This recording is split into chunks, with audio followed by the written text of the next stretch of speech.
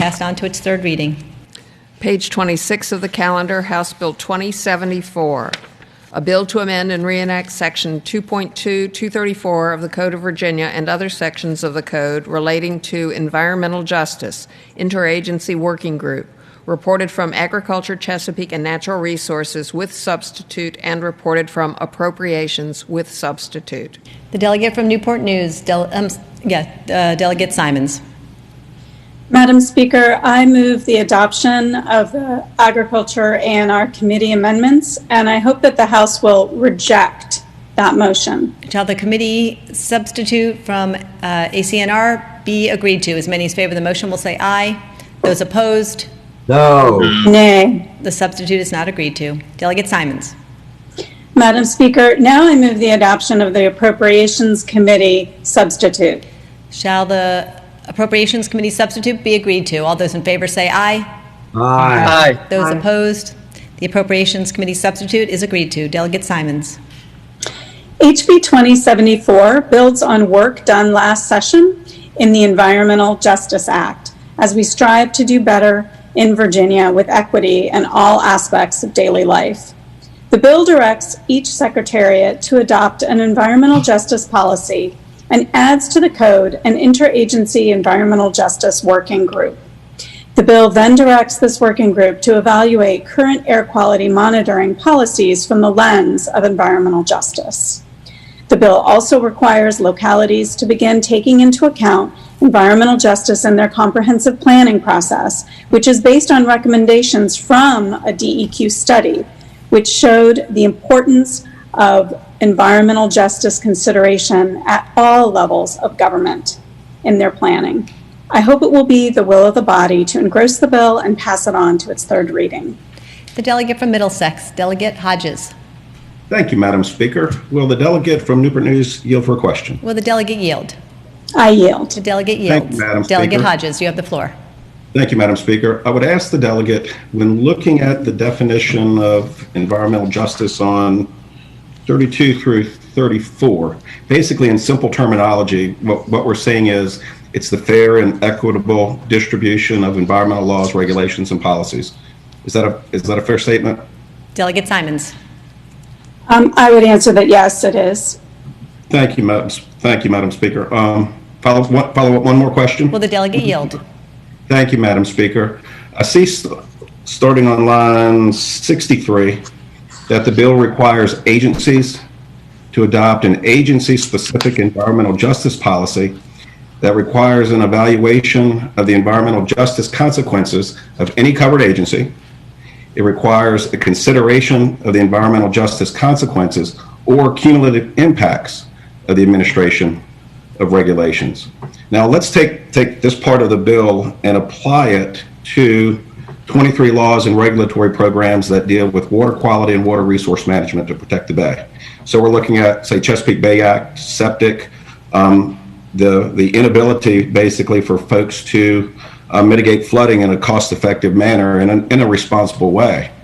And what we're seeing is these policies often force vulnerable populations out of the rural area and out of their homes because they can no longer afford to live there. So when these were put into place, they dealt with water flowing downhill, none of them contemplating coming uphill. So I would ask the delegate if these agency-specific policies should include the evaluation of environmental justice consequences as it relates to these 23 laws and regulatory programs and to deal with these issues. Because we're forcing these vulnerable populations out. Delegate Simonds. I would respond that we did make some changes in the substitute that's before you. And so instead of all of the agencies having to do separate environmental justice policies, these policies are now going to be done at the secretariat level. But in terms of the spirit of the question that was asked, I would say that this particular bill didn't go into detail on permitting that might impact people's homes or people's properties. This really makes us consider, in terms of planning purposes, environmental justice all the way through the government system, from the local government all the way up through our state level government. Thank you, Delegate Simonds. Thank you, I thank the delegate, and speaking to the bill at the proper time, Madam Speaker. Yes, Delegate Hodges, you have the floor. Thank you, Madam Speaker. Now, I appreciate the delegate's comments. I really do, and thank her for her comments. But Madam Speaker, environmental justice, it is the fair and equitable distribution of environmental policy. And when we think about environmental justice, we typically think about smokestacks. We typically think about landfills. We typically think about industrial areas and how they impact vulnerable populations. But we also need to think about environmental justice in a different way. We need to think about really the overregulation with regard to water policy, and water policy that is not fair and equitable. And this is a big problem, Madam Speaker, because what it's doing is forcing our vulnerable populations to leave their homes. And this water policy although it's well intended, it's doing it at the expense of our rural vulnerable population. So if House Bill 2074 passes, I would hope that the Secretariat's positions look at how we can implement water policy to both protect the Bay and have policies that are fair and equitable to these vulnerable populations. Thank you, Madam Speaker. Thank you, Delegate Hodges. The delegate from Fairfax, Delegate Keem.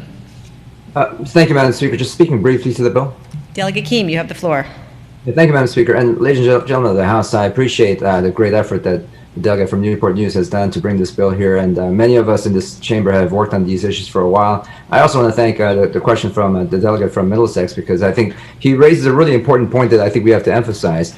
The environmental justice as a concept, I think most of us just tend to think that it's some kind of a racial issue, that when you see, as the gentleman just said, smokestacks in certain areas that involve low income or mostly minority-based communities, that's what we normally think about. The concept of environmental justice is way, way, way broader than that. In fact, the section that the delegate just quoted to, which is the existing law, it's the existing language, section lines 32 on, it actually defines environmental justice as fair treatment and meaningful involvement of every person, regardless of race, color, national origin, income, as well as other areas. And so the point here is that we want our state and our government to reflect all of our values and priorities, regardless of our race, gender, or any other category that we want to do.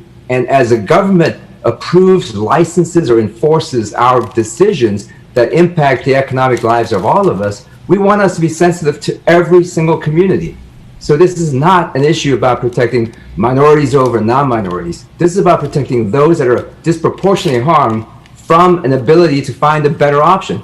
That's all environmental justice is. And so to my friends in the rural areas, especially in the some of the low-income areas across the Commonwealth who feel that this is an issue that doesn't impact you, I would assert right now that environmental justice is actually something that the lowest income and the most rural parts of our Commonwealth need even more than some of our areas that are normally considered to be more minority and immigrant rights and such. And so I really hope that all of us will take a chance to think about environmental justice from a different perspective, because that is exactly what our country is talking about as we speak, and when we're talking about the equity lens. So I hope it'll be the pleasure of the House to support this bill and engross this and move on to its third reading. Thank you, Delegate Keem. Shall the bill be engrossed and passed on to its third reading? All those in favor say aye. Aye. Aye. Those opposed? The bill is engrossed and passed on to its third reading. House Bill 20.